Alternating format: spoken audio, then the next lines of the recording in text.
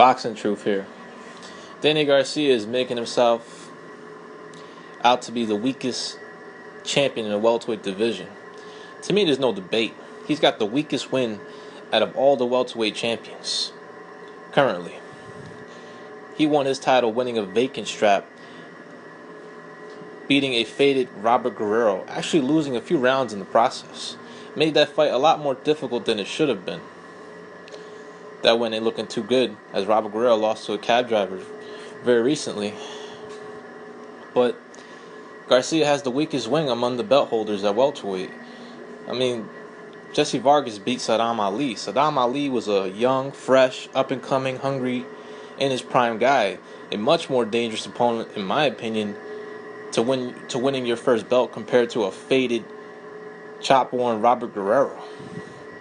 Keith Thurman won an interim strap in a step-up fight against Diego Chavez. Had his best performance, knocked him out in a tough crossroads type of fight. And one of Thurman's best wins in his career. Then he ended up getting promoted to regular champion. Mayweather wouldn't fight him, so he ended up being promoted to the full super champion, and he's coming off his best win of his career against Sean Porter. Kell Brook defeated Sean Porter on the road. Much more impressive win, much more difficult win, and he was the underdog in that bout. And Jesse Vargas defeated Saddam Ali. So all those guys have much stronger wins compared to Garcia's resume at welterweight, with his title win over Robert Guerrero. Now, when it comes to Garcia's career, it's been stalled. He's won the title. He's had 2 showcases in a row. Hasn't fought the strongest opposition lately. And he's been inactive for the past 8 months. No momentum. Just nothing going on in his career. He ducked Manny Pacquiao as well. Wasn't willing to take a career high payday. Then proposed talks for an Andre Berto bout, a fight that not many boxing fans are even that interested in. I'm not that interested. To me, it's another showcase. I know who's going to win. I mean, Andre Berto, he sucks. I mean, he ain't that good. I mean, even Mayweather recently admitted he's maybe a B-level fighter. And that's what he is, a B- fighter who's seen better days, who's been knocked out, who's been stopped. This is a guy who lost to Jesus Soto Caras. I mean, come on. A gatekeeper. Couldn't even beat that guy. And Berto's been given opportunities. He's a guy that's benefited. One of the few guys that have benefited signing with Al Heyman. He's made great paydays for a lot of showcase bouts. He's received a good purse for fighting Floyd Mayweather. A lot of, especially when he was on HBO, he was getting some very good solid paydays for not much work. But then the L's came and the losses, and now he's just been recycled for other Al Heyman clients. But he's coming off the win over Ortiz, a mentally shot Ortiz. And he was in talks with Garcia for quite some time. There was so many proposed dates, September 24th, then the date for October 15th. Now that date looks scrapped because no fight has been announced for Danny Garcia yet. And now John Molina looks to be in the picture. Now, to be honest with you guys, both of those fights suck. I mean, they're not that great to me, not that interesting.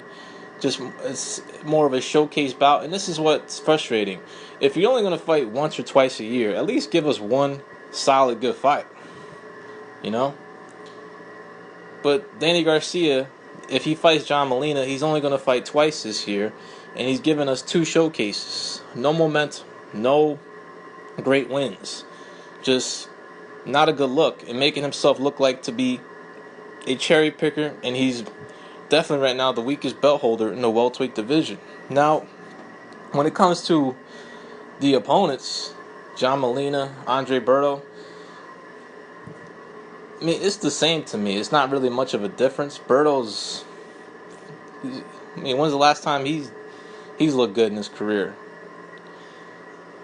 I mean, what what type of win has he recorded that has deserved him a title shot that's make him a worthy contender?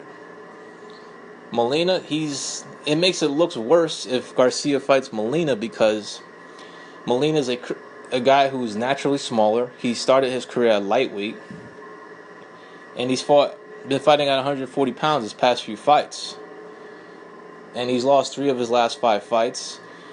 So while some people may think Berto is better, he's still not much of a step up in terms of quality opponent. The only thing that's different is that he's naturally bigger. He's fought at 47 his entire career, and he's competed at a higher weight in the amateurs. But when you go by who has the best win coming into the fight, it's John Molina. He's coming off a much better win compared to Andre Berto. Berto beat a mentally shot Ortiz. As soon as you punch him in the face, he's going to quit.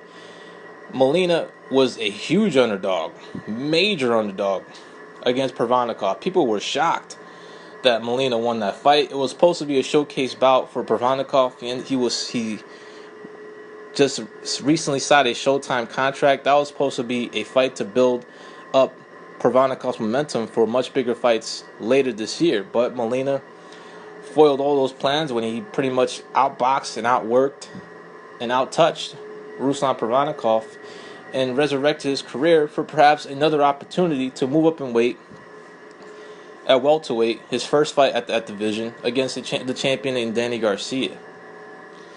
I mean, both fights suck to me. They're not really great fights. They're showcases, fights to make to get Garcia remain in the win column. And neither fight makes Danny Garcia look good. Fighting Andre Berto, coming off 2 showcase bouts, is not a good look. Fighting John Molina, who actually has a stronger win in his last fight compared to Andre Berto, is not a good look either because he's fighting a naturally smaller guy. But Molina, he's a big 40-pounder, was heavy for his fight against Pervanikov. He probably would carry the welterweight weight. I mean, he could probably still carry that type of weight coming into that bout. Garcia is a naturally smaller guy as well. He started his career at 140. He's not really a natural 47-pounder. But the reason I believe the fight between Danny Garcia and Andre Berto is not happening is because of the money. Now, Berto is used to getting the type of paydays like 7 figures,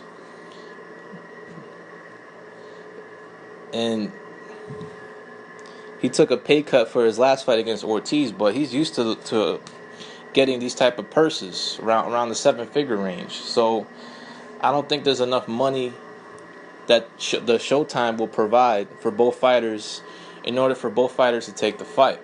Now, I think Molina is being heavily considered and might end up being the opponent for Garcia because he's going to come cheaper.